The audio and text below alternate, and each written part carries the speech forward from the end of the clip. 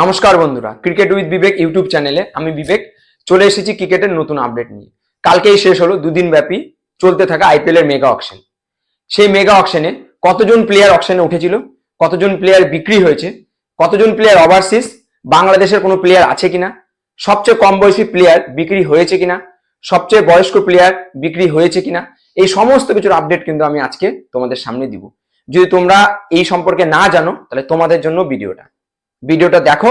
এই ভিডিওতে সমস্ত কিছু আমি আলোচনা করবো ডিটেলসে এবং বলবো সবচেয়ে বেশি ইম্পর্টেন্স আনসোল্ড প্লেয়ার যে কিন্তু এবার বিক্রি হয়নি, হ্যাঁ সেই প্লেয়ারের ব্যাপারেও কিন্তু আমি বলবো। অতএব দেখতে থাকো এই ভিডিওটা, স্কিপ করবে না। আর ভিডিও দেখার শেষে যদি ভিডিও ভালো লাগে অবশ্যই ভিডিওটাকে লাইক করবে, শেয়ার করবে, কমেন্ট করবে আর বেল আইকনটা প্রেস করে দিবে। এবার আইপিএল এ টোটাল 574 জনের ফাইনাল লিস্ট হয়েছিল। সেই 574 জনের মধ্যে এবার কিন্তু দুদিন ব্যাপী যে অকশন চললো সেই অকশনে 182 জনকে সোল্ড করেছে। টোটাল 10টা ফ্র্যাঞ্চাইজি 182 জনকে নিয়েছে। সেই 182 মানে 182 জনের মধ্যে 62 জন ওভারসিজ, বাকি সকলেই ইন্ডিয়ান। কিন্তু মজার বিষয় হচ্ছে সেই 62 জনের মধ্যে কিন্তু বাংলাদেশের কোনো প্লেয়ার নেই। হ্যাঁ বন্ধুরা, বাংলাদেশের নামি দামি প্লেয়ার যারা রেজিস্ট্রেশন করেছিল, 13 জন রেজিস্ট্রেশন করেছিল, 12 জনের নাম উঠেছিল। সেই 12 জনের মধ্যে একজন প্লেয়ারও কিন্তু এবার কিন্তু আইপিএল এ খেলবে না, কোনো ফ্র্যাঞ্চাইজি তাদেরকে কিন্তু নেয়নি। এবং সবচেয়ে কম বয়সী প্লেয়ার যার কথা বলছিলাম, বৈভব সূর্যবংশী, সে কিন্তু সোল্ড হয়ে গেছে। হ্যাঁ বন্ধুরা, সে কিন্তু সোল্ড হয়ে গেছে। ডিসি এবং রাজস্থান রয়্যালের মধ্যে ফাইট চলছিল তাকে নিয়ে, শেষ পর্যন্ত রাজস্থান রয়্যালস তাকে কিন্তু 1,10,00,000 তাকে কিনে নিয়েছে। তার বেস্ট প্রাইস ছিল 30 লাখ, সে বিক্রি হয়েছে 1,10,00,000। অতএব এবার হিস্ট্রিতে কিন্তু সবচেয়ে কম বয়সী প্লেয়ারকে আমরা রাজস্থান রয়্যালসের হয়ে খেলতে দেখব। এবং সবচেয়ে বয়স্ক প্লেয়ার 42 বছর বয়স যার ছিল অ্যান্ডারসন কিন্তু আনসোল্ড। কেউ কিন্তু অ্যান্ডারসনকে নেয়নি, কোনো ফ্র্যাঞ্চাইজি ইন্টারেস্ট দেখায়নি। আর মজার বিষয় হচ্ছে সবচেয়ে বড় আনসোল্ড প্লেয়ার যাকে নিয়ে এবার কিন্তু একটা ক্লু যে সে হয়তো আনসোল্ড থাকতে পারে, সে কে? David Warner. আর কেউ নয়, ডেভিড ওয়ার্নার। তোমরা ঠিক শুনছো, ডেভিড ওয়ার্নার, যে তিনবারের কিন্তু অরেঞ্জ ক্যাপ হোল্ডার, 15, 17, 19 তিনবারের অরেঞ্জ ক্যাপ হোল্ডার। তার আইপিএল এর রান জানো? 4th হাইয়েস্ট রান, প্রায় 6,500 রান তার আইপিএল এ, 62টা হাফ সেঞ্চুরি, 4টা সেঞ্চুরি। 2016 হায়দ্রাবাদের উইনিং ক্যাপ্টেন, আইপিএল ট্রফি নিয়েছিল সেই ডেভিড ওয়ার্নার। এর আগের বারে 2024-এ 6.25 কোটি টাকা দিয়ে বিক্রি হয়েছিল। সেই ওয়ার্নার এবার কিন্তু আইপিএল অকশনে আনসোল্ড থেকেছে, কেউ নেয়নি। আরো মজার বিষয়, আনসোল্ড প্লেয়ারদের লিস্টে আরো অনেক মজার প্লেয়ার আছে।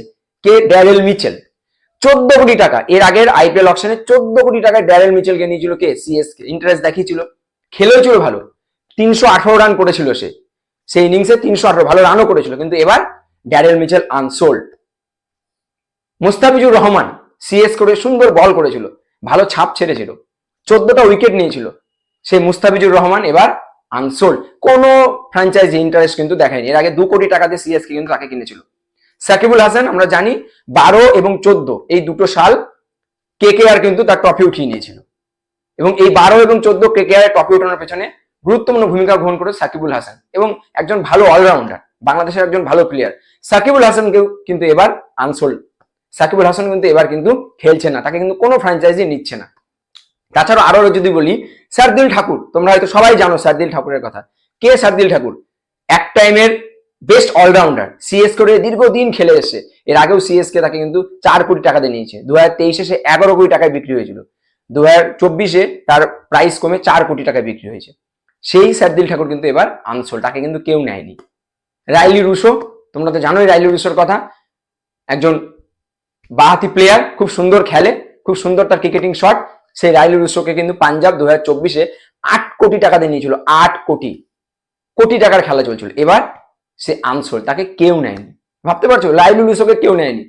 জনি বেস্টো, পাঞ্জাবের ওপেনার ব্যাটসম্যান, ভালো রানও করেছিল Johnny Bairstow, pop Simran Singh এর সঙ্গে ওপেনার নামতো। সেই জনি বেস্টোও কিন্তু এবার আনসোল্ড। তাকে কত টাকা দিয়ে নিয়েছিল? তাকে নিয়েছিল 6.75 কোটি টাকা দিয়ে তাকে কিন্তু পাঞ্জাব কিনে নিয়েছিল 2024-এ। সেও কিন্তু এবার আনসোল্ড। আর সবচেয়ে সারপ্রাইজিং নাম যেটা, ময়াঙ্ক আগরওয়ালকে কিনেছিল 8.75 কোটি টাকা দিয়ে কিন্তু ময়াঙ্ক আগরওয়াল বিক্রি হয়েছিল। 8.25 কোটি টাকা বিক্রি হয়েছিল। সেই ময়াঙ্ক, তার আগে কিন্তু 21-22-এ কিন্তু আইপিএল এ কিন্তু ময়াঙ্ক আগরওয়াল কিন্তু একটা টপ পজিশনে গেছিল, খুব সুন্দর রানও করেছিল। সেই ময়াঙ্ক আগরওয়াল কিন্তু এবার আনসোল্ড, তাকে কিন্তু কেউ কেনেনি, সে আনসোল্ড থেকে গেছে। কেন উইলিয়ামসন, নিউজিল্যান্ডের একজন খুব সুন্দর একজন প্লেয়ার, যার ক্রিকেটিং স্কিল খুব সুন্দর, কভার টাইপে খুব সুন্দর খেলে, সেও এবার আনসোল্ড।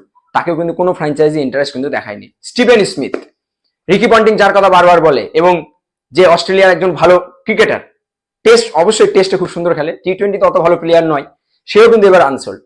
রিকি পন্টিং চাইলে নিতে পারতো, কারণ রিকি পন্টিং কিন্তু পাঞ্জাবের এবার কিন্তু কি ফ্র্যাঞ্চাইজির কি মেম্বার ছিল, সে কিন্তু অনেক গুরুত্বপূর্ণ ভূমিকা গ্রহণ করছিল, সেও কিন্তু কোনো ইন্টারেস্ট দেখায়নি কাকে নেওয়াতে, স্মিথকে নেওয়াতে।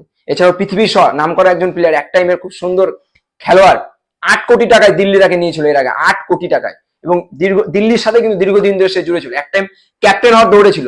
সেই পৃথিবীর শখে কিন্তু কেউ এবার ইন্টারেস্ট দেখেনি, সেই পৃথিবীর শখ কিন্তু আনসোল্ড। এছাড়াও কে আনসোল্ড? নবীনুল হক, নাম তো শোনাই হোগা, নবীনুল হক। 2023-এ সেই কন্ট্রোভার্সি বিরাট কোহলির সাথে নবীনুল হকের, গোটা মাঠে যখনই বিরাট কোহলি নবীনুল হক খেলতো, তখনই শুধু পিছন থেকে বিরাট কোহলি বিরাট কোহলি, আমিও করেছি বিরাট কোহলি বিরাট কোহলি বলতাম নবীনুল হকের ক্ষেত্রে। সেই নবীনুল হক কোথায় রাজা ভোজ, কোথায় গঙ্গুতেলি, এটাই প্রমাণিত হলো। একজন বিক্রি হলো 21 কোটিতে, আর একজন বিক্রি হলোই না বিক্রি, আনসোল্ড থেকে গেল। হ্যাঁ, এবার কিন্তু নবীনুল হক আমরা দেখতে পাবো না IPL 2025-এ। এই জন্যই আমাদের গুরুজনরা একটা কথা বলে, সময় ছাড়িয়া করে পণ্ডশ্রম, ফুল চায় না ফল চাহে, সে বড় নির্বোধ অধম। যেটা হলো ওয়ার্নারের সাথে, যে ওয়ার্নার এত রান করেছে, এত সেঞ্চুরি করেছে, 3 বারের অরেঞ্জ কাপ হোল্ডার, সে আনসোল্ড থাকলো। Amazing cricket of the tournament award পাওয়া মোস্তাফিজুর রহমান, যে প্রথম ওভারসিজ যে অ্যামাজিং ক্রিকেট অফ দ্য টুর্নামেন্টের অ্যাওয়ার্ড পেয়েছে, সেই মোস্তাফিজুর রহমান আনসোল্ড। এরকম 392 জন প্লেয়ার আনসোল্ড। 182 জনের ভাগ্য নির্ধারণ হয়েছে, 392 জনের ভাগ্য কিন্তু এবার কিন্তু নির্ধারণ হয়নি, তারা আবার অপেক্ষা করতে হয় পরবর্তী IPL মেগা অকশনের জন্য। তবে দেখা যাক যে সমস্ত প্লেয়ারকে নেওয়া হয়েছে তারা কতটা ভালো পারফর্ম করতে পারে, কাদের ভাগ্য 2026-এ আবার খোলে বা 2025-এ খোলে, কাদের ভাগ্যের তালা আবার বন্ধ হয়।